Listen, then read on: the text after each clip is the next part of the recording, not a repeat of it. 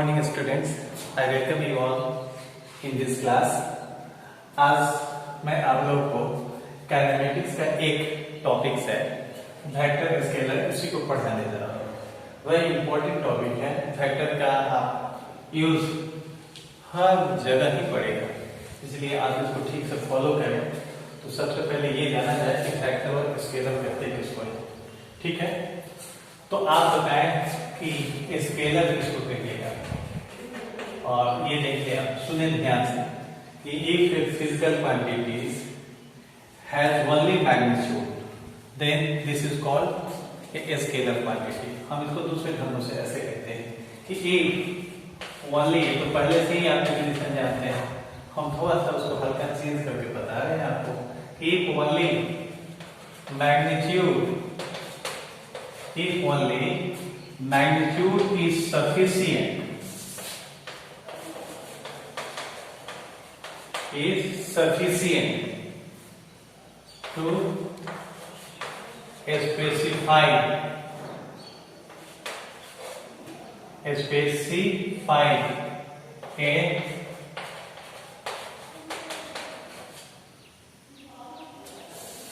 to specify a physical quantity, then it is called a scalar।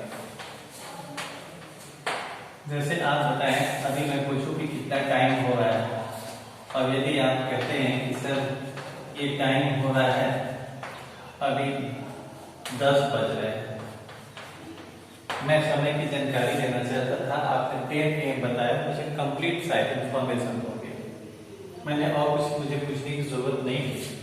लेकिन अब जरा देखिए आप कि यदि हम कहें कि आप 10 न्यूटन का फोर्स एक्सर्ट करो इस ऑब्जेक्ट पर, तो आप क्या कीजिएगा, थोड़ी देर के लिए ठहर जाइएगा और फिर हमसे पूछिएगा कि सर किस डायरेक्शन में हम लगने लगा है। इसका मतलब है कि फोर्स के केस में केवल ये कहा जाता है कि 10 न्यूटन का फोर्स लग रहा है, कंप्लीट स्पेसिफाई नहीं कर पा रहा है। उसके साथ साथ हमको क्या चाहिए, डायरेक्शन भी चाहिए, तब जाकर के इसके विषय में आपको जानकारी दी। लेकिन टाइम के विषय में केवल हमने यही बातें बता दी कि भाई 10 बज रहे हैं, तो आप संतुष्ट हो गए और आपको इसके साथ डायरेक्शन जानने की जरूरत नहीं पड़ी। तो जिस क्वांटिटीज के स्पेसिफिकेशंस के लिए केवल मैग्नीट्यूड सफिशिएंट है, उनको हम लोग क्या कहते हैं, स्केलर। ओके, और एक एग्जांपल हम दिए हैं, जिसे टाइम हो गया। क्लियर है कि मैं आपको बता रहा हूं कि डिस्टेंस, कितनी डिस्टेंस ट्रेवल किया है, 20 मीटर। ओके, आपको मैग्नीट्यूड ही से यह काम चल जाता है। उसी तरह से हम आपको स्पीड, ठीक है, आपको बहुत सारे ऐसे एग्जांपल मिलेंगे। मैंने मास, ये क्या है, जो आपके बेसिक है, मैंने थोड़े क्वांटिटीज के विषय में बताया। तो स्केलर तो क्लियर हो गया, जिनके लिए केवल मैग्नीट्यूड सफिशिएंट है, क्या करने के लिए, स्पेसिफाई करने के लिए, वो क्या है, स्केलर। लेकिन अगर हमें दोनों चाहिए, अब हम किसको बता रहे हैं, हम बताएंगे कि अब ये वेक्टर क्या है। ओके, तो स्केलर तो समझ गए आप, अब वेक्टर का भी आप एग्जांपल देखिए, तो इसके भी कैसे इसको डिफाइन कीजिएगा, किस क्वांटिटी को वेक्टर कहिएगा। तो वेक्टर किसको कहेंगे कि if both magnitude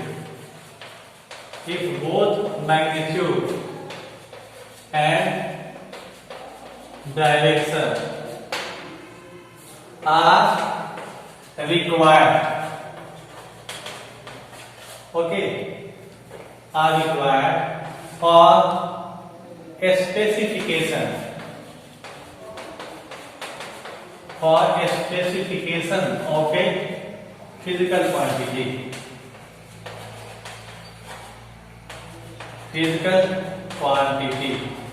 then it is called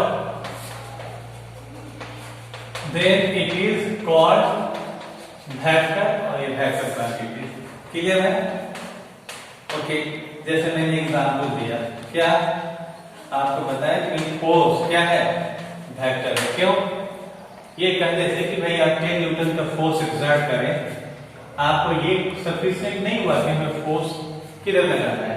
क्या आप जो फोर्स इधर लगाएंगे 10 न्यूटन का। क्या ये सेम रिजल्ट देगा अगर हम फोर्स इधर लगाएं?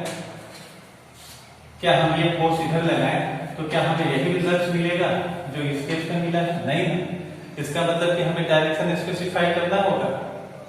क्लियर है? ओके। इसी तरीके से आपसे पूछा जाए कि भाई वेलोसिटी बताइए कि गाड़ी की वेलोसिटी क्या है। आप कहेंगे सर 20 मीटर पर सेकंड, लेकिन अगला तो पूछा है कि भाई हमको वेलोसिटी में तो डायरेक्शन भी रहता है, वो तो ये जानना चाह रहा है कि मैग्नीट्यूड के साथ साथ डायरेक्शन भी, तब वो आपसे वेलोसिटी पूछा है कि भाई वेलोसिटी बताएं, तो आप कह देंगे सर 20 मीटर पर second along the x axis. अब उस बंदे को जो पूछ रहा था उसको संतुष्टि हो गई और वो कंप्लीटली उसको जानकारी मिल गया। तो जैसे जिन फिजिकल क्वांटिटीज को समझाने के लिए, समझने के लिए हमें मैग्नीट्यूड और डायरेक्शन दोनों की जरूरत है, उन्हीं को हम क्या कहते हैं? वेक्टर। क्लियर है? तो फोर्स जान गए, वेलोसिटी जान गए, कुछ एग्जांपल और ले लीजिए। एक्सेलरेशन, ओके, मोमेंटम, ये सब क्या है? वेक्टर। तो क्लियर हो गया था। और शॉर्ट में आप क्या कहते हैं कि जिस क्वांटिटी में मैग्नीट्यूड और डायरेक्शन दोनों हो उसको वेक्टर कहेंगे। हम एक थोड़ा सा अलग शब्द इस्तेमाल किए कि वो तो आप पहले से जानते हैं, थोड़ा और भी क्लियर हो जाए। ठीक है? अब देखिए आप कि वेक्टर को आप रिप्रेजेंट कैसे कीजिएगा। ठीक है? वेक्टर को रिप्रेजेंट किया जाता है। ठीक है? तो अगला टॉपिक हम क्या ले रहे हैं? Representation of A vector. तो एक वेक्टर क्वांटिटी को हम कैसे रिप्रेजेंट करते हैं? ठीक है? जब हम उसको एक एरो से करते हैं और नाम कैसे लिखते हैं? हमने माना कि वेक्टर ए है, तो ए लिख करके इसके ऊपर भी हम एक एरो मार देते हैं। ये वेक्टर का क्या नाम है? कौन वेक्टर है? यार वेक्टर ए। तो लिखिए सर ये एरो हेड क्या बताता है? Arrow head direction. तो एरो हेड क्या दे रहा है?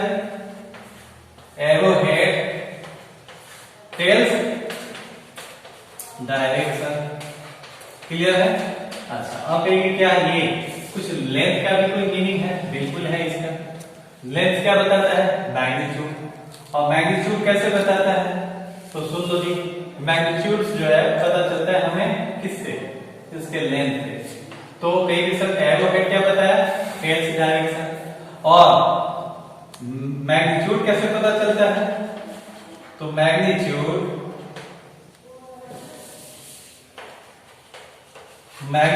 यानी वैल्यू। ओके, तो वैल्यू किससे पता चलता है? लेंथ। कैसे पता चलता है? तो मैग्नीट्यूड जो है वो लेंथ के प्रोपोर्शनल होता है, proportional to length of arrow. इसको समझे आप? अगर हम कह रहे हैं ये दोनों को देख ले आप, अगर हमें कोई ये कहा है कि भाई ये सपोज करो कि ये फोर्स है और ये 10 न्यूटन का है, ओके, ये F1 है। अगर हम देख रहे हैं कि ये एक अन्य है फोर्स और ये F2 है, पर इसका एरो जो है वो तो सेम डायरेक्शन में है। इट मींस क्या है? दोनों के डायरेक्शन सेम है। इसका इसका लेंथ क्या है? डबल है। ओके, तो इसका अगर मैग्नीट्यूड आप ऐसे देखें, मैग्नीट्यूड में लिखा हूं, इसलिए फोर्स को मैं F1 लिख रहा हूं कि 10 न्यूटन है, तो इस केस में F2 का मैग्नीट्यूड कितना हो जाएगा? क्योंकि एरो इसका लेंथ कितना है? इससे डबल है, तो इसका मैग्नीट्यूड कितना हो जाएगा? 20 न्यूटन। ओके, तो हम ये नहीं कह रहे कि लेंथ इक्वल है मैग्नीट्यूड के, हम ये कह रहे हैं कि मैग्नीट्यूड प्रोपोर्शनल है लेंथ से। आई बात समझ में? और एग्जांपल लीजिए और आप बताएं कि फैक्टर को कैसे हम लोग रिप्रेजेंट करेंगे। तो ये चीजें स्पष्ट होनी चाहिए। क्लियर है? अब मान लो हमें अगर वेलोसिटी पता है और 20 मीटर पर सेकेंड along x एक्सिस इस वेक्टर को रिप्रेजेंट करता है। तो पहले तो आप ऐसे लिखते थे, अब आप देखिए इसमें मैग्नीट्यूड ये हो गया और ये क्या है? डायरेक्शन। क्योंकि इसके साथ दोनों है तो इसका नाम भी कैसे लिखा जाना चाहिए? ऐसे लिखना चाहिए। वेक्टर को ये बता दिया कि ये ऐसे एरो दिए हैं इसके ऊपर, इट मींस वेक्टर का नाम है, ये वेक्टर को रिप्रेजेंट कर रहा है, प्रदर्शित कर रहा है। क्लियर है? उस वेक्टर का मैग्नीट्यूड कितना है? 20 मीटर पर सेकंड। और डायरेक्शन किधर है? एक्स एक्सिस के long.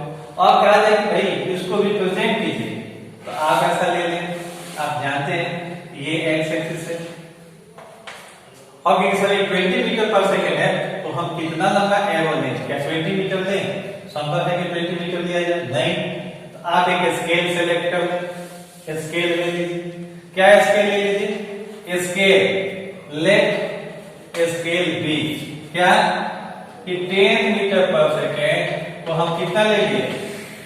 Let the scale B, ऐसा एक स्केल यूज कर दें।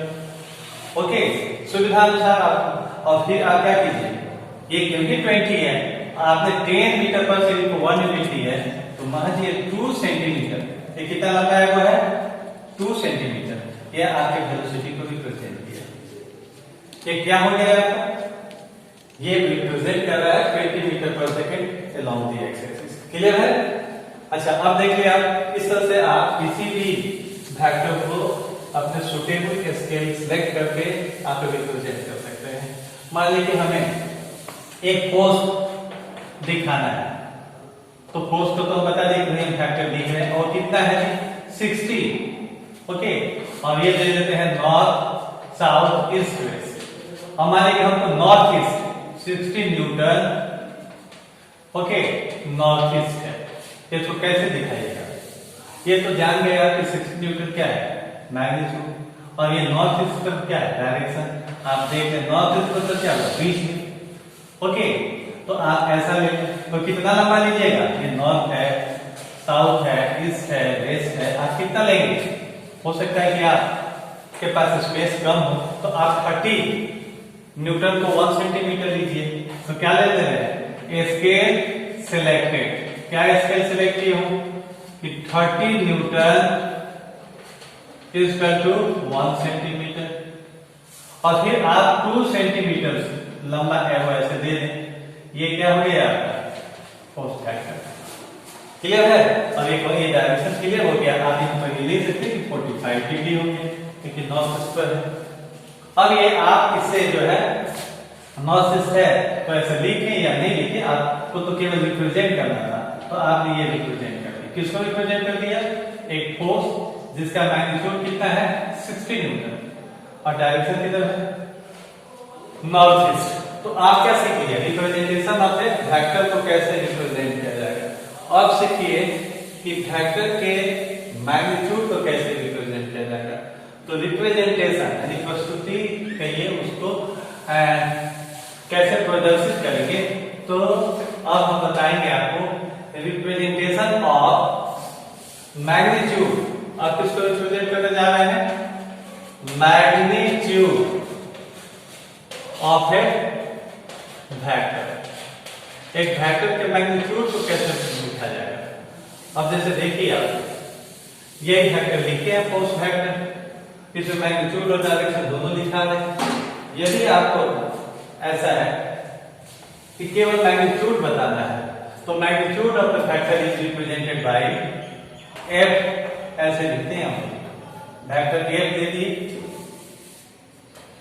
अगर ये एफ वेक्टर है और वो है 60 न्यूटन नॉर्थ ईस्ट, तो इसमें आप क्या देख रहे हैं? ये मैग्नीट्यूड है और ये क्या है? डायरेक्शन है। केवल मैग्नीट्यूड ऑफ द वेक्टर लिखना है, तो magnitude of vector, magnitude of force या फोर्स वेक्टर है इज एक्सप्रेस्ड है। कैसे करोगे? अगर तुमको मैग्नीट्यूड को एक्सप्रेस करना है तो इसको सिर्फ ऐसे लिख दो, मॉडुलस। ओके, तो मैग्नीट्यूड ऑफ फोर्स एफ हम लिख देते हैं, magnitude of force F, okay, is expressed as F. तो फोर्स हो या कोई भी फैक्टर हो, किसी भी फैक्टर के लिए ले सकते हैं, ठीक है? ओके, हाँ, आप इसको ऐसे भी लिख सकते हैं, खाली एरो नहीं लिखेंगे। तो यदि हमें इसका मैग्नीट्यूड कहीं लिखना है तो हम क्या लिखेंगे? हम ऐसे दें तो उस समय हम केवल क्या लिखेंगे? 60 न्यूटन। अब हमें डायरेक्शन लिखने की जरूरत नहीं है, क्योंकि हमने केवल मैग्नीट्यूड को बताया है। आई बात समझ में? तो आप समझ गए कि ये अगर वेक्टर ए और इसमें क्या अंतर है। ये क्या बता रहा है? मैग्नीट्यूड एंड डायरेक्शन दोनों है वेक्टर, और ये क्या बता रहा है कि इस वेक्टर के मैग्नीट्यूड को लिखा गया है। हाँ, एक चीज है कि इसको आप ऐसे भी a modulus of a vector is also express as simply a, आप a ऐसे भी लिख सकते हैं। मैं चाहता हूं कि फिर से ये आपको स्पष्ट हो जाए कि यदि आप वेलोसिटी ही लिख रहे हो, ओके, और 60 मीटर पर सेकेंड दिए हैं, 60 मीटर पर second along y axis, okay. और यदि पूछा जाए कि आपको केवल मैग्नीट्यूड बताइए, मैग्नीट्यूड और वेलोसिटी कितनी है, कैसे बताएंगे? क्या लिखिए, ऐसे लिखना ठीक नहीं है। अगर 60 मीटर पर सेकेंड, इधर आपका एक वेक्टर भी है और ये आप स्केलर लिख रहे हैं, तो एक वेक्टर को स्केलर से कैसे इक्वेट कीजिएगा? नेचर भी अलग हो जा रहा है, तो फिर हमें क्या लिखाना चाहिए? आप यहाँ जब लिखे थे तो मैग्नीट्यूड और डायरेक्शन दोनों दिए थे, यहाँ तो केवल मैग्नीट्यूड से इंटरेस्टेड है, तो फिर ऐसे लिखे 60 मीटर पर सेकेंड। क्लियर है? हाँ, और आप ऐसे भी लिख सकते हैं 60 मीटर पर सेकेंड। तो आपने क्या सीखा कि वेक्टर को रिप्रेजेंट कैसे करेंगे। अब थोड़े से ये कुछ वेक्टर का अब जो है अगला टॉपिक जो है कुछ थोड़ा सा वेक्टर की डेफिनेशंस भी देखें। अगर आपसे कहा जाए कि भाई ये इक्वल वेक्टर किसको कहोगे, तो दो वेक्टर को इक्वल कब कहेंगे? क्या ये दोनों वेक्टर इक्वल है, ए और क्या बी इक्वल है? नहीं, क्यों? डायरेक्शन तो सेम है, तो इक्वल इसलिए नहीं है क्योंकि ये आपके मैग्नीट्यूड अलग अलग है। तो ये वेक्टर सी और ये देखिए ये डी, ये भी नहीं इक्वल है, लेकिन आप ये वेक्टर को एम वेक्टर और ये एन वेक्टर क्या है, ये इक्वल है। तो इक्वल कब कहिएगा? ये नॉट इक्वल नहीं है, ये नहीं है, तो दो वेक्टर को इक्वल कब कहेंगे? तो इक्वल वेक्टर का डेफिनेशन क्या दीजिएगा कि two vectors are said to be equal if they have same magnitude and same direction. हम नहीं समझते कि लिखने की जरूरत है, ऐसे बहुत सारे डेफिनेशन से लिखा जाएगा तो हम लोग स्लो हो जाएंगे। आप इसको ठीक से समझिए कि मैं लिखने के चक्कर में नहीं पड़ के आपको ज्यादा से ज्यादा एग्जाम्पल लेकर समझाने की कोशिश करूं। तो ये तो नाम से ही स्पष्ट है, इक्वल। तो वेक्टर का इक्वल होगा जी, वेक्टर में दो चीजें होती है, मैग्नीट्यूड और डायरेक्शन, तो जब दोनों सेम हो तभी इक्वल होंगे। अच्छा, दूसरा चीज देखिए आप कि इक्वल वेक्टर तो समझ गया कि two vectors are equal if they have same magnitude and direction. आई बात समझ में? ओके। अब एक अगला चीज देख लें आप, इक्वल वेक्टर के बाद नेगेटिव वेक्टर, ठीक है। तो नेगेटिव वेक्टर किसको कहोगे? तो वेक्टर ए का नेगेटिव वेक्टर, तो नेगेटिव वेक्टर आप इसको लिख रहे हैं कि the negative vector of A is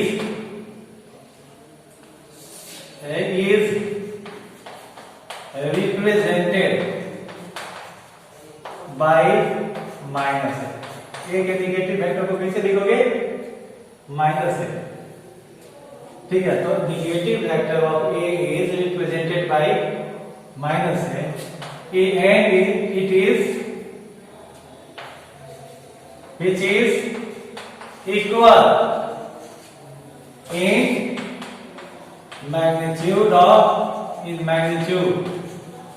which is equal in magnitude as that of A.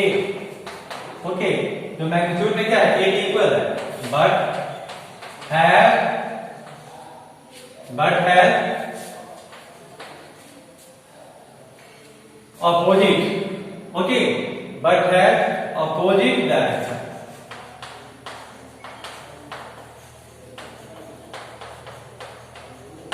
तो क्या लिखे कि the negative vector of A को कैसे रिप्रेजेंट कीजिएगा? Minus A. It is which is equal in magnitude as that of vector A. जैसे आप देख लें ये वेक्टर ए, तो आप इसके अपोजिट वेक्टर को कैसे लिखिएगा? माइनस। आई है बात समझ में? ये मैग्नीट्यूड में क्या है? इक्वल है, और डायरेक्शन जस्ट अपोजिट है, कोई दूसरा डायरेक्शन नहीं। क्लियर है? अगर ये है तो ये आप ऐसा नहीं कहेंगे, इसको नहीं कर सकते आप। ए का ये अगर बी वेक्टर है तो ये आपका कोई हो सकता है ऐसी वेक्टर है, it is not a opposite vector of B, opposite कौन सा होगा जी? ये तो नहीं होगा, ये मैग्नीट्यूड में सेम है, डायरेक्शन अलग है। यहाँ क्या होना चाहिए? Magnitude same and direction. इसको सिंबलाइज कैसे कीजिएगा? माइनस कीजिए। क्लियर है? अब आप एक मैंने केवल वेक्टर को बताने के लिए थोड़े से डिफिनेशन दिए, इसी तरह से आपका होगा कोई इनिशियल वेक्टर। तो कोई इनिशियल क्या है? इसका इनिशियल पॉइंट एक हो, तो कोई इनिशियल वेक्टर ये क्या है? ये वेक्टर जिसके ये आपका देख लीजिए, एक वेक्टर है ये और ये वेक्टर है क्या? तो इनका इनिशियल पॉइंट क्या है? कॉमन। इसी तरह से कोप्लेनर जो एक ही प्लेन में है, ये दोनों जो है आपके कोप्लेनर नहीं है, क्योंकि दोनों ही बोर्ड के प्लेन में है। क्लियर है? ये भी बोर्ड के प्लेन में है, ये भी बोर्ड के प्लेन में है, तो ये तो बोर्ड के प्लेन में नहीं है। अगर ऐसा कोई वेक्टर है तो ये तो प्लेन क्या है? परपेंडिकुलर है। तो इस तरह से बहुत सारे डिफिनेशन है, मैंने थोड़े एक दो बताई कि हम आगे काम कर सके। आगे देखिए, फिर जहां जरूरत आएगी हम लोग करेंगे। तो कोई इनिशियल क्या हो गया? ये क्या हो गया? इनका इनिशियल पॉइंट क्या है आपका? इनिशियल पॉइंट जो है यानी दोनों का जो टेल है, इसको हम हेड कहते हैं ना, ये टेल। तो इनिशियल पॉइंट क्या है इनका? कॉमन। तो ऐसे वेक्टर जिनके इनिशियल पॉइंट क्या है? कॉमन है, उनको क्या कहा जाएगा? कोई इनिशियल वेक्टर। अब कोप्लेनर किसको कहोगे? जो एक ही प्लेन में है, जैसे ये वेक्टर, ये क्या है? सभी बोर्ड के प्लेन में है, लेकिन कोई ऐसे एरो दे, ऐसे इंक्लाइंड है, तो ये तो बोर्ड के प्लेन में नहीं है, ये कोप्लेनर नहीं होंगे। तो इस तरह से आप बहुत सारे तरह के वेक्टर्स के विषय में देखेंगे आप। क्लियर है? अभी जैसे कि पैरेलल वेक्टर्स आपके ये दोनों क्या है? क्लियर है? तो ये है वो कि आपके कोलिनियर, ये क्या एक ऐसे हो जाएंगे कोलिनियर, या फिर ऐसे भी हो सकते हैं। तो कुछ आप डिफिनेशन देखिए, ये क्या है? ये जो कैसे वेक्टर्स हैं? कोलिनियर, जो एक ही लाइन के लॉन्ग है या फिर पैरेलल। आइए बात समझें। अब देखिए आप, अब मुख्य चीजों पर आया जाए, और वेक्टर का अलजेब्रा सीखने का मतलब है कि वेक्टर का एडिशन, सबट्रैक्शन, मल्टीप्लिकेशन ये सीख लिया, और देखा जाएगा कि डिवीजन वेक्टर्स में पॉसिबल है कि नहीं है। तो अलजेब्रा का मतलब तो अभी तो केवल आपने कुछ टर्मिनोलॉजी सीखी कि वेक्टर क्या है, स्केलर क्या है। ठीक है? तो सबसे पहले हम लोग किसी चीज में मैथमेटिक्स में क्या सीखते हैं? एडिशन ना। तो अब आप सीख लें एडिशन ऑफ वेक्टर। ये आपके अर्थमेटिक से भी इजी है, उसमें टाइम लग सकता है, लेकिन तो उससे भी आसान है। जैसे देखिए हम कैसे करते हैं। तो इससे पहले हम आपको ज्योमेट्रिकली सिखा रहे हैं, ज्योमेट्रिकल मेथड, यानी एग्जांपल ज्योमेट्री की मदद से कैसे करते हैं। सपोज करो कि ये वेक्टर ए, ओके, और ये है वेक्टर बी। आपसे कहा जा रहा है कि इनको ऐड कीजिए, तो कैसे ऐड कीजिएगा? तो इस आप क्या कीजिए, वेक्टर ए लिए है ना, वेक्टर ए ड्रॉ कर दीजिए। कैसे ड्रॉ करेंगे? जितना इसका लेंथ है उतना लेंथ लीजिए आप, जो इसका डायरेक्शन है उसी डायरेक्शन में लीजिए। ये नहीं कि यहाँ है आप कोई अन्य ले लें, तो इसको तो फिर आप बदल ही देंगे। आपको एक वेक्टर लेना है ना, तो ये वेक्टर का क्या होना चाहिए? मैग्नीट्यूड भी सेम होना चाहिए और डायरेक्शन भी सेम होना चाहिए। ये काम कैसे करना है आपको? देखिए कि ज्योमेट्रिकली हम सीख रहे हैं, तो ज्योमेट्री की मदद से करनी है। बोलिए सर फिर क्या करेंगे? इसके हेड से इसके पूंछ को मिलाओ।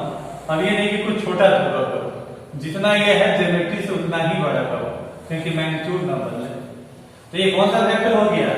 बी। आप कहोगे कि रिजल्ट क्या हुआ? दोनों का जोड़ कितना आएगा? तो पहले का क्या मिला दीजिए? पूंछ, और दूसरे का क्या है? सिर, और मिला दिया, ऐसे मिला दिए। अब एक सर मिला तो दिए, लेकिन डायरेक्शन कौन सा लेंगे आप? तो डायरेक्शन पहले के टेल एंड यहां से दूसरे की हेड को ये लिए, result of addition of the A and A plus B. Okay, तो क्या करना था आपको? ऐड करना था। तो ये हो गया एडिशन यानी रिजल्टेड फैक्टर्स, इन दोनों के जोड़ का जो रिजल्ट आया वो हम कहे उसको ए प्लस बी फैक्टर, या इसको हम रिजल्टिंग भी कह सकते हैं। क्लियर है? इसी तरह से और एग्जांपल ले आप। सपोज करो कि आपको ये वेक्टर है सी, ओके, और इसके साथ आपको जोड़ ऐड करना है। मान लीजिए किसी और भी तरह से ले लें, ये डी देना है। कैसे ऐड कीजिएगा जी? पहले आप सी ले लें, क्लियर। तो इसे हम किस टाइप लेंगे? तो पोटेंशियल का स्केल का हेल्प लीजिए। आप देख सकते हैं कि जैसे कितना एंगल बना है उतने ही एंगल पर कितना बड़ा है उतना ही लेंगे। और फिर क्या कीजिएगा? फिर इसे हम इसके हेड को मिला है, ऐसे मिलाइए। ये कौन सा हो गया? जी। अब क्या लोगे? ध्यान दोगे, ये पहला है ये, और ये आपका हो गया क्या? C plus B. अब ये आप सोच सकते हैं कि सर हम ऐसा क्यों लें? क्या हम ऐसा भी दे सकते हैं? क्या ऐसा नहीं दे सकते? तो बोलिए कि ऐसा नहीं दे सकते, क्यों? तो ये हम कहेंगे कि ये नियम है, लेकिन नियम बना कहां से? जो हम लोगों ने नेचर में ऑब्जर्व किया, जो हम अपने डेली प्रैक्टिस में देखते हैं। आप ही बताएं कि आप अगर कोई आपका कोई एक ऑब्जेक्ट है, सपोज कीजिए कि आप इधर फोर्स लगा रहे हैं 10 न्यूटन का, आप एक फोर्स इधर एक्सर्ट कर रहे हैं और एक आपका फ्रेंड इधर एक्सर्ट कर रहा है, और सपोज करो कि वो इक्वली वो कह रहा है, ये संभव है कि इक्वल करे, हो सकता है कि ये अलग वैल्यू का करे, तो ये ऑब्जेक्ट किधर मूव करेगा? क्या ये ऑब्जेक्ट आप किधर मूव करेगा? नहीं। क्या इसकी तरफ मूव करेगा? नहीं। लेकिन आप तो कहेंगे हाँ सर ये बीच में कहीं मूव करेगा, तो ये मूव करेगा बीच में, क्या इस साइड मूव करेगा? नहीं। इधर मूव किया? नहीं। इधर किया? नहीं। अब आप इसमें इसको ऐड करें, देखिए आपने कहा ना कि इधर करेगा, तो इसका मतलब कि आप यही ऑब्जर्वेशन करते हैं, उसी को नियम बनाया गया। अब हम F1 में क्या करते हैं? F2 को ऐड किए, रिजल्ट क्या हो गया? यही। तो ये किधर मूव करेगा? इधर मूव करेगा, और ये हो गया आपका F1 और प्लस F2। इसलिए हम यही डायरेक्शन देंगे। हम ये डायरेक्शन कैसे दे सकते हैं? आप बताएं कि आप अगर साइकिलिंग इधर कर रहे हैं, सपोज कि रोड ऐसा है और साइकिलिंग आप इधर कर रहे हैं, क्लियर है? और यदि हम कहें कि हवा की वेलोसिटी आपकी इस डायरेक्शन से व्हील का फ्लो इधर होगा, तो आप बताइए क्या इधर चले जाते हैं? क्या आप इधर बढ़िएगा? नहीं। क्या किस डायरेक्शन में जाइएगा? तो ये काम आपके पास ऑप्शन है, आइदर इसके साथ हम इसको मिला करके जोड़ दें, तो लेकिन सर हम इधर जाएंगे। इसलिए आपको अपने स्टीयरिंग पर, हैंडल पर ज्यादा जोर लगा करके आप थोड़ा सा इस साइड आप इधर रखते हैं, हवा आप ऐसे रखने की कोशिश करता है और आप रोड पर बने रहते हैं। तो जो हमारा कॉमन एक्सपीरियंस है हम लोग उसी के बेसिस पर लिए हैं। ऐसा नहीं है कि किसी ने कह दिया हम जबरदस्ती उसको एक्सेप्ट कर रहे हैं।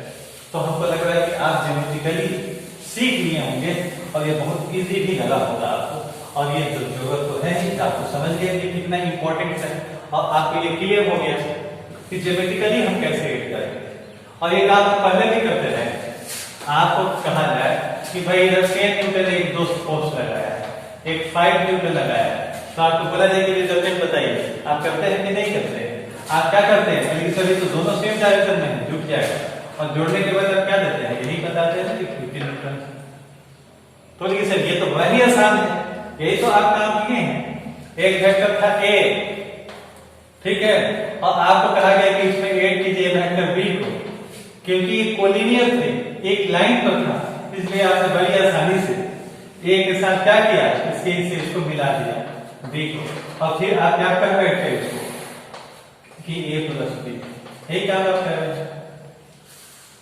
क्लियर है? ये आपको अनुभव है कि नहीं? ये दोनों मिलकर के लगाए हैं, लेकिन दोनों मिलकर कितना लगाए हैं? तो 50 न्यूटन, और 50 न्यूटन को क्या कहा जाना चाहिए? इनका रिजल्टेंट कहना चाहिए ना। तो नाम भी समझो जी कि रिजल्टेंट कहा किसको जाता है? जो रिजल्टेंट, इन दोनों का रिजल्टेंट कितना हुआ? 50।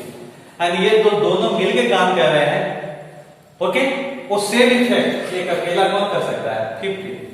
तो इनको क्या कहा जाना चाहिए? रिजल्टेंट। तो रिजल्टेंट फैक्टर किसको कहोगे? काम से सीख लिए, नाम से भी सीख लिए, क्या रिजल्ट हुआ? आपने इतनी मेहनत की, पढ़ाई की, स्कूल गए, अपने से स्टडी किए, रिजल्टेंट क्या हुआ? इन सारे एक्टिविटीज का रिजल्ट क्या हुआ? आपने अच्छे से एग्जाम में पास किया। क्लियर है? तो ये तो हम बोलचाल में भी वैसे ही यूज करते हैं। तो यदि हम कह रहे हैं 2 या 2 से ज्यादा फैक्टर किसी पार्टिकल्स पर लग करके जो इफेक्ट प्रोड्यूस कर रहे हैं, अगर एक सिंगल फैक्टर वही काम करे, सेम इफेक्ट प्रोड्यूस करे, तो इस सिंगल फैक्टर को क्या कहा जाना चाहिए? रिजल्टेंट कहा जाना चाहिए ना।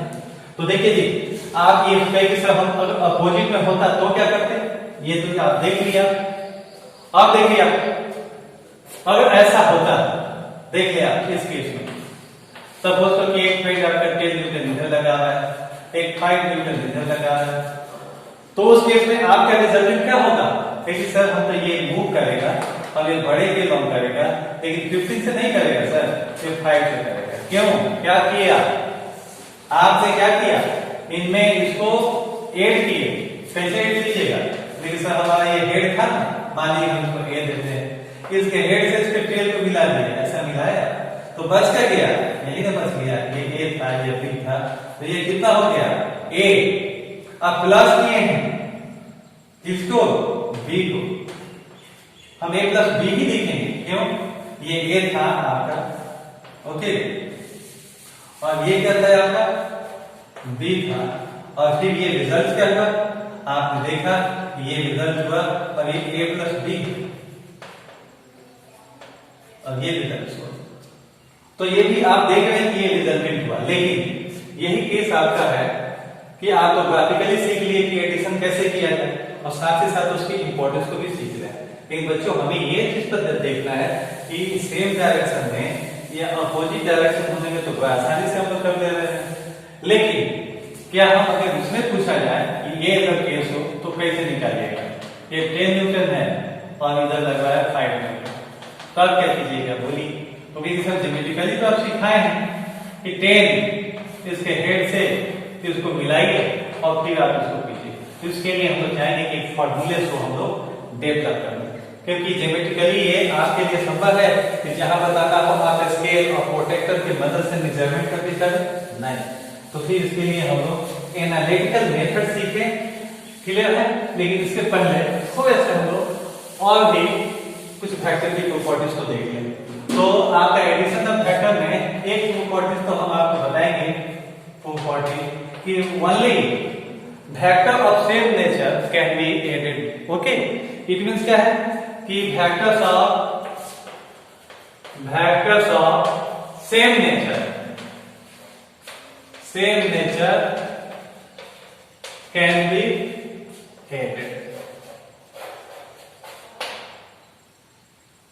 क्लियर है, इसका मतलब क्या है कि हम 10 मीटर पर सेकंड में अगर हम वेलोसिटी ले रहे हैं 10 मीटर पर सेकंड, क्या हम इसके साथ 5 न्यूटन का फोर्स ऐड कर सकते हैं, आप क्या करिए ऐसा किए हैं, मैथमेटिक्स में भी नहीं किए हैं कि 10 रुपीज प्लस 5 मीटर क्या है, नेचर वाला कलर है, ये नहीं किया जा सकता, हम लाइट को ही ऐड कर सकते हैं, इट मींस हम फोर्स और फोर्स को क्या आप ऐसा कर सकते हैं कि 10 न्यूटन का फोर्स है ना और 5 मीटर पर सेकंड वेलोसिटी, क्या इनको ऐड किया जा सकता है, नहीं, पर इनको तो किया जा सकता है कि 10 न्यूटन प्लस चाहे जितना भी न्यूटन हो 200 न्यूटन, क्योंकि ये क्या है आपके सेम नेचर के हैं, तो पहली बात तो जानते हैं कि factor of same nature can be added, ये दोनों क्लियर है ना।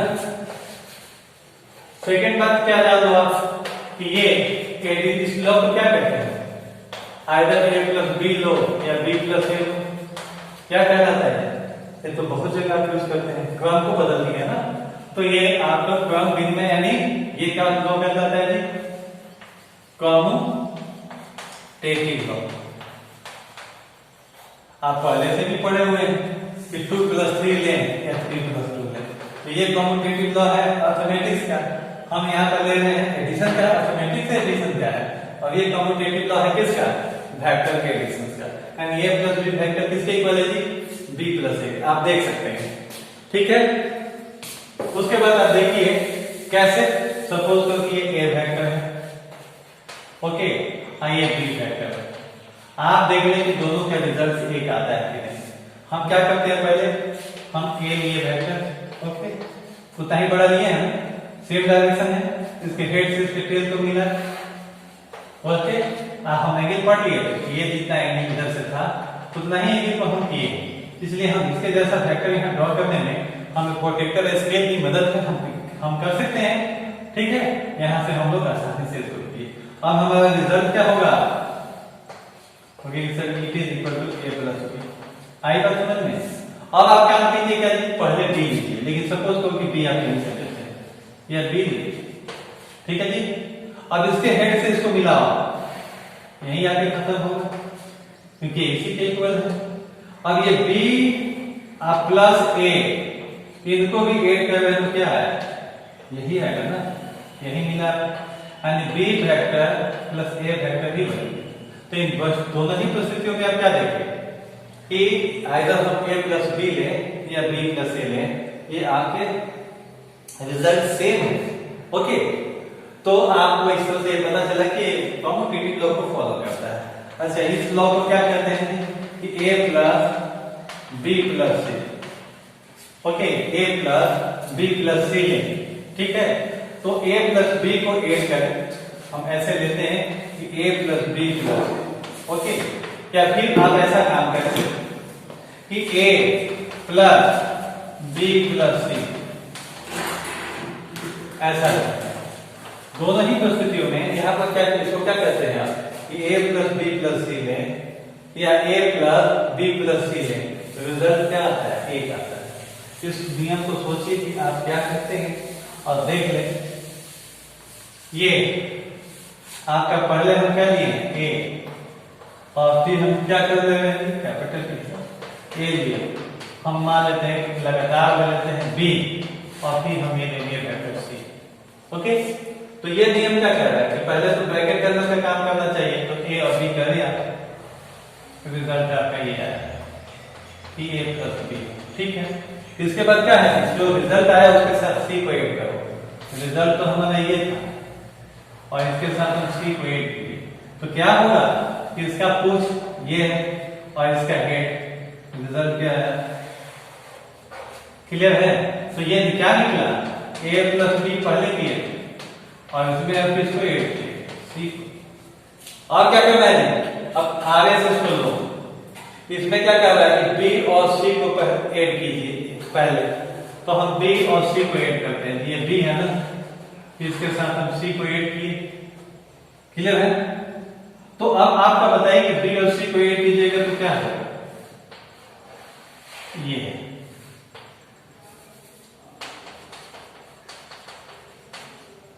तो बी और सी को हम ऐड करेंगे तो ये होगा, और इसके हिसाब से देख लिया कि बी प्लस सी ए, और इसके पहले क्या होना चाहिए, ए, वो यहाँ है हमारा, यहाँ ए है ना पहले, तो हम बी प्लस सी देख रहे हैं, तो ये रिजल्ट हमको फिर क्या होगा, यही। इसका मतलब हम ए लें प्लस बी प्लस सी करें तो भी वही रिजल्ट मिलता है, क्लियर है। तो इस तरह से इसको हमने क्या देखा, अब ये नियम क्या कहलाता है, ऊपर वाला तो कॉम्पिटिटिव लॉ था, और इसको कौन सा नियम कहते हैं, एसोसिएटिव लॉ। तो आपने ज्योमेट्रिकल तरीका सीखा कि कैसे आप वेक्टर को एडिशन करेंगे, क्लियर है। लेकिन अब हम लोग कौन सा तरीके को सीखेंगे, जिसके बेसिस पर कि हमें स्केल और प्रोटेक्टर की नहीं जरूरत पड़े, हम मैथमेटिकल ये कैलकुलेशन करके बता दें और रिजल्ट निकालना सीख लें, क्लियर है। इसके लिए बहुत सारे लॉ हैं, लेकिन आप एक सीख लीजिए, इसी से सब काम हो जाएगा। तो अभी क्या सीखने जा रहे हैं आप, एनालिटिकल मेथड। पहले क्या सीखे आप, ज्योमेट्रिकल, क्लियर है। अब हम आपको क्या सिखाने जा रहे हैं, एनालिटिकल मेथड, यानी आपका मैथमेटिकल मेथड। ओके, तो आपका टॉपिक क्या है, आप क्या सीख रहे हैं, addition of vector, addition of vector. इसमें भी आप क्या सीख लिए, ज्योमेट्रिकल सीख लिए, ओके। और आप सीख रहे हैं क्या चीज, आप सीख रहे हैं एनालिटिकल मेथड, तो आप जियोमेट्रिकल मेथड सीख। अब हम आपको सिखाने जा रहे हैं एनालिटिकल मेथड, यानी मैथमेटिकली आप कैसे काम कीजिएगा, एनालिटिकल मेथड।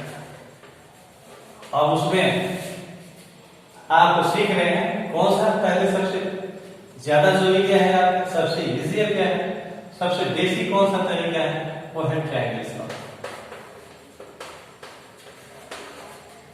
यानी ट्रायंगल्स लॉ सीख रहे हैं। ओके, तो वेक्टर के एडिशन का जो ये सीख रहे हैं, कौन सा लॉ सीख रहे हैं, पहले आप इसके स्टेटमेंट को समझिए, आखिर हम लोग इसको डिड्यूस करेंगे। जैसे हम ये ट्रायंगल्स का क्या कहता है कि अगर दो वेक्टर, अभी जो आप देखे थे ना कि अगर ये दो वेक्टर देख लिया, ये वेक्टर है सपोज करो कि ये और ये वेक्टर है बी, तो ये लॉ ये कहता है कि अगर दो वेक्टर्स को, क्लियर है, दो ट्रायंगल के दो साइड से मैग्नीट्यूड और डायरेक्शन में रिप्रेजेंट किए जाते हैं। ओके, एक को किससे किए, इससे, दूसरे वेक्टर को इस साइड से किए, ट्रायंगल के दो साइड से, क्लियर है। तो इनका जो रिजल्टेंट होगा वो ट्रायंगल के थर्ड साइड से रिप्रेजेंट होगा, यानी इससे होगा। लेकिन सुनो जी, यहाँ एक ऑर्डर में आप ले रहे हैं, पर ये ऐसे मत ले लेना, ये ऑर्डर नहीं, सेम ऑर्डर में नहीं लेना है, ये किस में लेना है जी, रिवर्स ऑर्डर। तो हम ये कह रहे हैं कि अगर एक वेक्टर है, सपोज कीजिए एक वेक्टर है, ये ट्रायंगल का एक साइड है, दूसरे वेक्टर को ट्रायंगल के दूसरे साइड से प्रदर्शित करें, मैग्नीट्यूड में भी और डायरेक्शन में भी। ओके, तो मैग्नीट्यूड किसके प्रोपोर्शनल है, इस लेंथ के, पहले डायरेक्शन किधर है, ये डायरेक्शन में, तो इनका रिजल्टेंट किससे प्रदर्शित होगा, ट्रायंगल के तीसरे साइड से, तीसरा साइड ये है, लेकिन उल्टे ऑर्डर में, रिवर्स ऑर्डर में, क्लियर है। ये आप पहले से भी जानते हैं और आप वेरी कॉमन लाइफ में ये बोल यही अनुभव करते हैं आप कि आप अगर इधर सपोज करो कि साइकिलिंग कर रहे हैं, वेलोसिटी ऑफ साइकिलिंग इधर कर रहे हैं, और जरा देखो जी हवा का वेलोसिटी इधर, यानी हवा इस डायरेक्शन से वेलोसिटी ऑफ विंड है, तो आप किधर जाते हैं, आप इधर जाइएगा, आप इधर जाते हैं, क्या इस डायरेक्शन में बढ़ते हैं, नहीं ना, आप किधर बढ़ते हैं, इधर बढ़ जाइएगा। अगर आप इस डायरेक्शन में मूव, इसी चीजों को तो यहाँ नियम में बनाया गया है। अब इसका स्टेटमेंट सीख लीजिए कैसे हम स्टेटमेंट दे रहे हैं, ठीक है। वैसे तो स्टेटमेंट में बहुत टाइम लगेगा, तब तक हम लोग बहुत सारी जानकारी कर लेते हैं, लेकिन चलिए हम एक लिख देते हैं, बाकी आप जो है और भी जो बताएंगे अपने से लिखिएगा। तो हम क्या कह रहे हैं कि इफ यानी ट्रायंगल्स लॉ, क्या लिख रहे हैं, it states that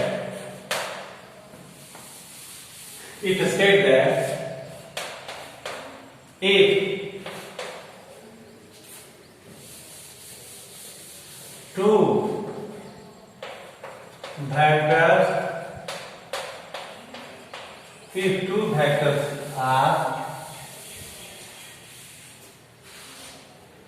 two vectors are acting,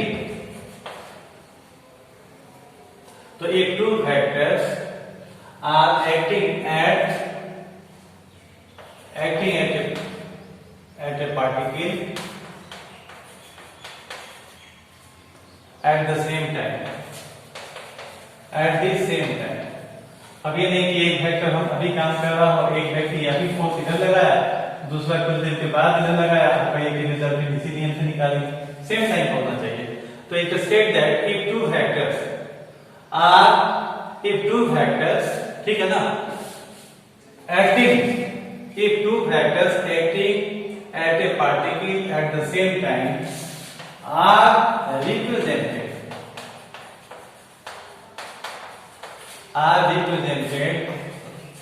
both in magnitude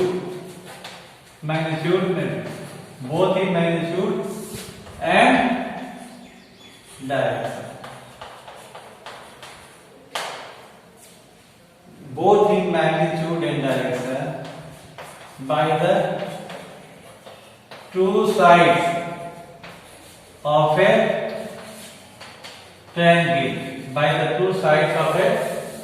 triangle, clear है ना, taken in same order, okay. तो it states that if two vectors है ना acting at a particle at the same time are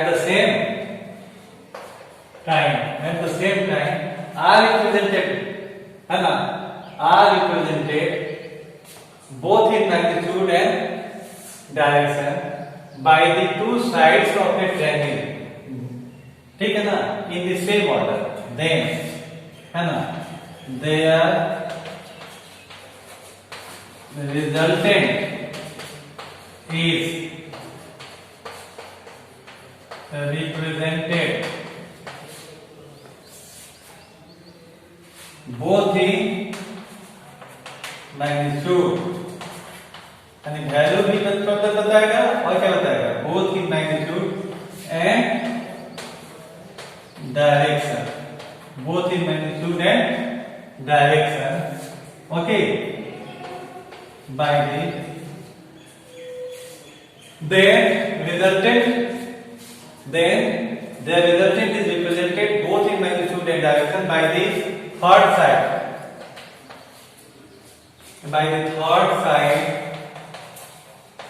of the triangle taken in reverse order,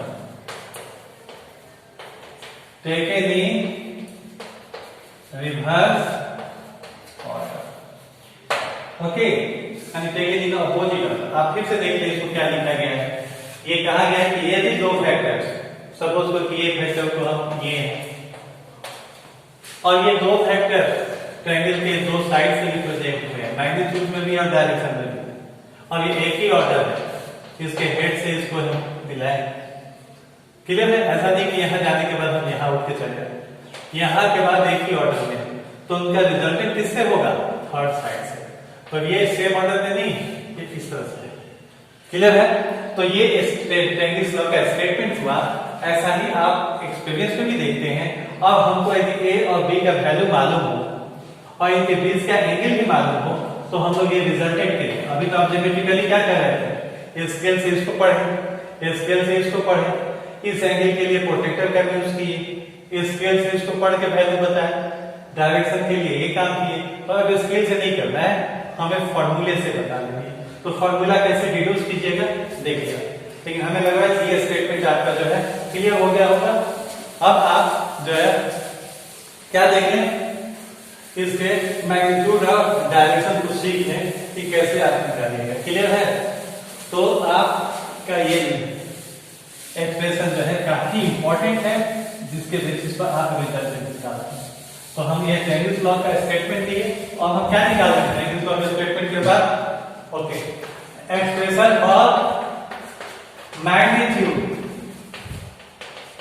and direction of resultant vector. अब resultant किसको कह रहा है? ठीक है जी। अगर दो आदमी के बराबर एक आदमी ही खाए तो खाने में क्या है, दोनों के इक्विवेलेंट रिजल्टेंट है। तो ये देखो जी, ये वेक्टर ए है और ये वेक्टर कौन सा है, बी। ये हो गया क्या चीज आपका रिजल्टेंट। क्लियर है? और क्या डायरेक्शन दीजिएगा, पहला के इसके आपके पूछ से दूसरे की सिर की तरफ दिए, ये है ए प्लस बी, और इसी को हम आर से भी डिनोट करते हैं। हमें क्या निकालना है, फॉर्मूला निकालना है कि इनकी का वैल्यू कैसे निकालें इन टर्म्स ऑफ दिस। हम इसको नाम देते हैं ओ पी क्यू। अब आप क्या कीजिए, हाँ, ए और बी के बीच का एंगल कौन सा है, वेक्टर ए और बी के बीच का एंगल है, इसको आगे बढ़ा लें और ये हो गया एंगल, ये एंगल थीटा है। थीटा किसके बीच का एंगल है, ए और बी के बीच का, ओ पी, है ना। क्लियर है? तो कहिए सर आप जो है यहां पर ए फैक्टर और इसके बीच का ये एंगल आप नहीं ली, क्योंकि देखो जी इसका हेड है और इसका क्या है, टेल। हम इसको आगे प्रोसीड कर दिए, अब दोनों का इनिशियल एक हो गया, हम इस एंगल को कंसीडर करेंगे। आइए बात समझ में, आप इसको ठीक है, और इनके बीच का एंगल इसको न लें। यहाँ एक का हेड है, दूसरे का कुछ है। आप अगर इसको आगे बढ़ा के ये नहीं लेना चाहते हैं तो फिर इसी को उठा के यहाँ रखिए, दोनों का इनिशियल कम करके एंगल बताइए। तो क्लियर है? अब आप बताएं कि ये अगर हम एक राइट एंगल बना, अगर हम ये इसके हाइपोटेन्यूज को निकालना तो मेरा काम हो जाए, लेकिन इसके लिए हमको जानने की जरूरत है कि यहाँ से यहाँ तक है कितना। तो क्योंकि सर ये तो मॉडुलस ऑफ फैक्टर ए के इक्वल है, जिसको आप ये भी लिख सकते हैं, ओके। लेकिन ये वैल्यू कितना है इसको ढूंढा जाए और फिर ये वैल्यू को ढूंढा जाए, अब ये ढूंढ के रहे हैं क्योंकि हम इस बड़े राइट एंगल का ये हाइपोटेन्यूज है। आइए बात समझ में। तो अब आप देख लें कि ये वैल्यू होगा कितना। अगर हम इस ट्रायंगल में फॉर्म ट्रायंगल QPN अगर हम cos थीटा लें तो क्या दीजिएगा, ये base by hypotenuse that is PN hypotenuse कितना है, मॉडुलस ऑफ B। तो कहेंगे सर आप तो इसको PN और B भी लिख सकते हैं। इस तरह से PN मेरा कितना निकला, ये PN। तो कहेंगे सर B cos थीटा, ये कितना हो गया जी, B cos थीटा। आप इसी ट्रायंगल में अब sin थीटा लो तो क्या लिखोगे, परपेंडिकुलर QN, ओके।